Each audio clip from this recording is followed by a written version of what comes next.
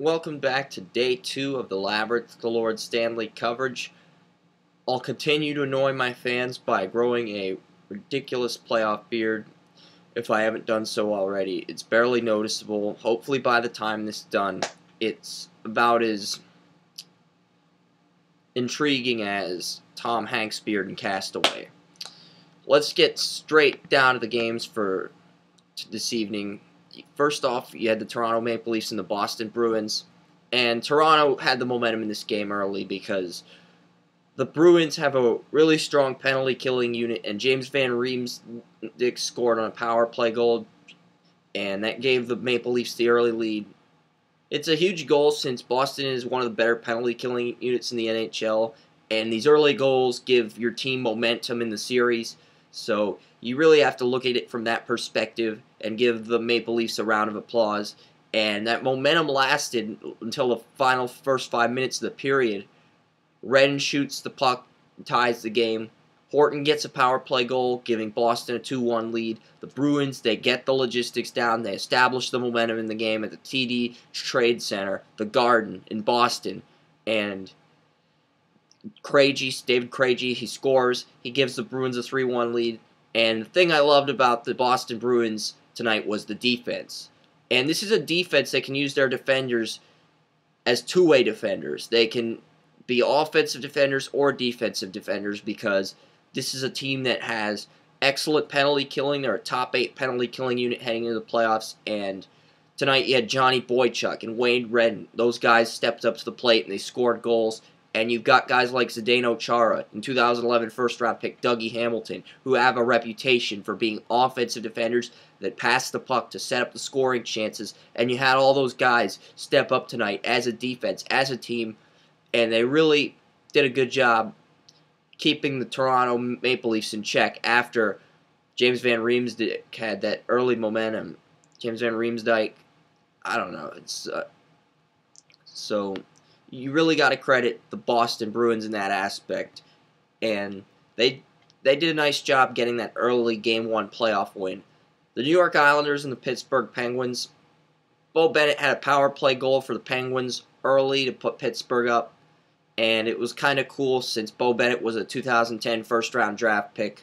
And he was new to the league. He was new to the NHL playoffs. So to see the young guy come in there and succeed, it really set the tempo for the Penguins.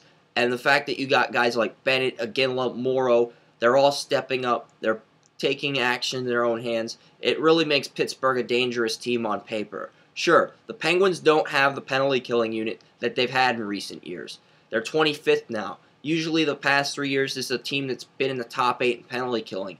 But the Penguins have the offense to compensate for that, even without Sidney Crosby. So that makes the Penguins one of the most dangerous teams in the NHL. And Pittsburgh was infectious. Simply put, the Penguins opened up a can of whoopee on the New York Islanders. Write that down. Whoopee. W-H-O-O-P-Y. Whoopee. I don't need to spell it again because that's what the Penguins did to the Islanders last night. They were up 2-0, and then they led 4-0 in the second period, and Pittsburgh led 5-0 after 2 periods, and they just continued to gain that momentum and win the game. So you have to give credit to the Penguins, and the Islanders better adjust in Game 2. Otherwise, it's going to be a series. I'm not saying they're going to get swept, but they got to score some goals, put some effort in. Maybe it goes 3-1 Penguins, you make an improvement. I still think the Islanders are going to lose Game 2 at home, but if you lose 3-1, it's an improvement over losing 5-0 in Game 1 to open up the series. So the Islanders got a lot of stuff they got to work on, and Pittsburgh deserves major recognition for the Game 1 victory. Finally, you had the San Jose Sharks compete against the Vancouver Canucks, and the first 30 minutes of this game featured physical fighting for both teams. It's almost as epic as watching an action movie with a protagonist enduring scrutiny and an enemy trying to knock him out. It's almost as epic as watching 2 adult stars come to your house and jello wrestle. Okay, it's not as epic as either one of those situations. Still, it's pretty exciting. And in the first period, the Canucks goaltender, Roberto Luongo, made 15 saves. Then, Vancouver scored early in the second period, overwhelming San Jose. a fight broke out, and you have to be impressed with how center Logan Couture responded, because Vancouver had the lead, they had the momentum, Luongo was making all the saves, and it just seemed like everything was going Vancouver's way. Then Couturier, he gets the equalizer, and that gives San Jose the momentum, and Couturier's really stepped up to the plate this year. He deserves to be a dark horse candidate for MVP because he's scoring goals, he's dishing the assists, he's winning faceoffs, he's killing the penalties, stepping up as a defender on penalty killing, improving his defensive awareness at a drastic rate. And when Couturier was younger, he was mostly a playmaker. He was utilized as that guy that could pass the puck to his teammates to set up scoring opportunities. Now that he's older, he's got guys like Joe Thornton, Dan Boyle on his team. You've got some good players in San Jose. You really have to be impressed with the way the Sharks played. And they won 3-1. Patrick Marleau scored in the third period.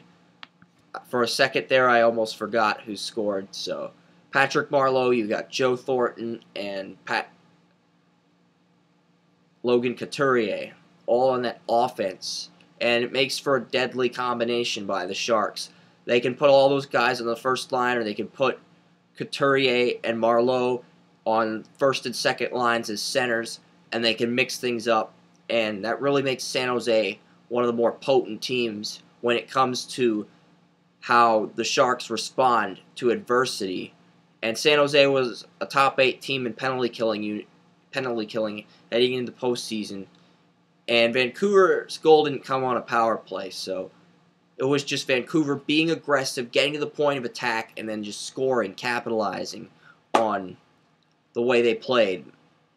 So I'm impressed with the way San Jose played and responded on the road, because it's wins like that that set the momentum, and it puts that much more pressure on Vancouver to win Game 2. Otherwise, the fans for the Canucks are not going to be impressed with how this series went.